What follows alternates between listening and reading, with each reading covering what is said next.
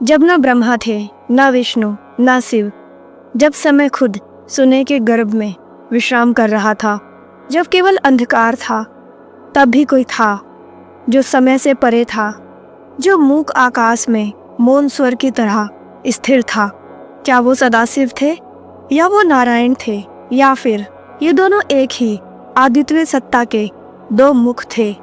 ये प्रश्न सृष्टि के जन्म जितना ही पुराना है। ऋषियों ने वर्षों तप किया, ध्यान की गहराइयों में उतरे।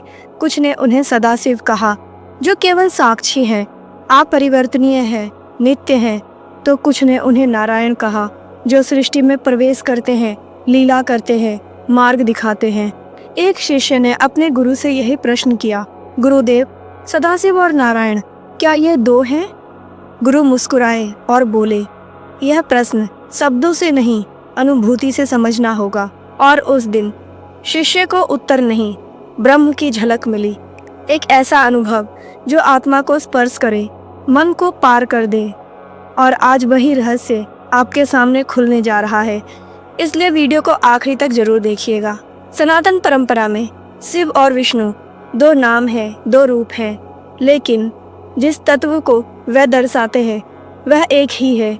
शिव संहार और परिवर्तन के प्रतीक, विष्णु पालन और संतुलन के देवता। एक बनाता है, दूसरा बचाता है, लेकिन दोनों का लक्ष्य एक ही है, सृष्टि का संतुलन।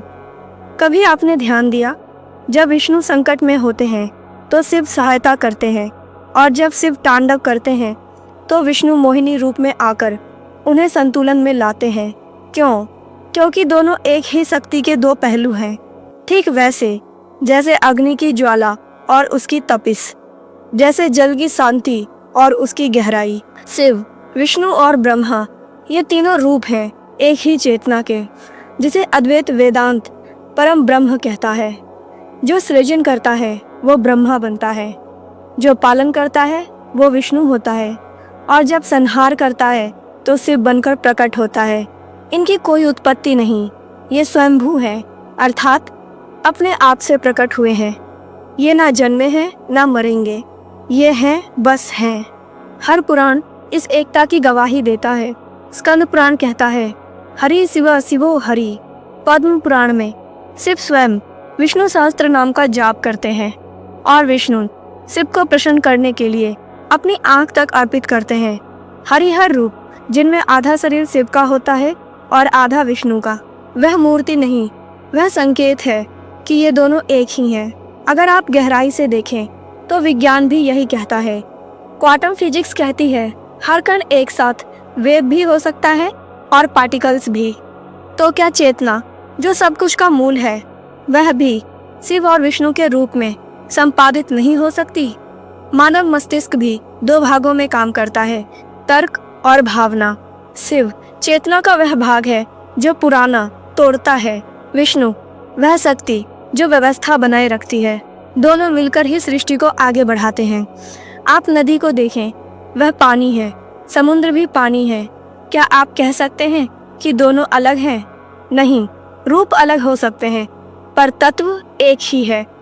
उसी प्रकार शिव और विष्णु दो नहीं, एक ही आत्मा के दो प्रेममयी, करुणामयी रूप हैं। भक्त चाहे ओम नमः शिवाय का जाप करे या ओम नमो भगवते वासुदेवाय, उसकी पुकार उसी परम चेतना तक पहुंचती है।